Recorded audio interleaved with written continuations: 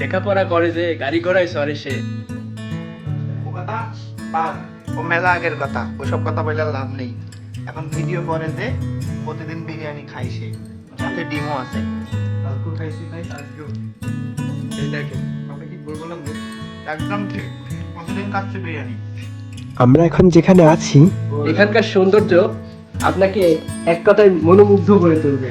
যেমন এই যে ভাই পানির লাইন খুঁজে পাচ্ছিল না, পরবর্তীতে আমি কিন্তু পানির লাইন দেখিয়ে দিই।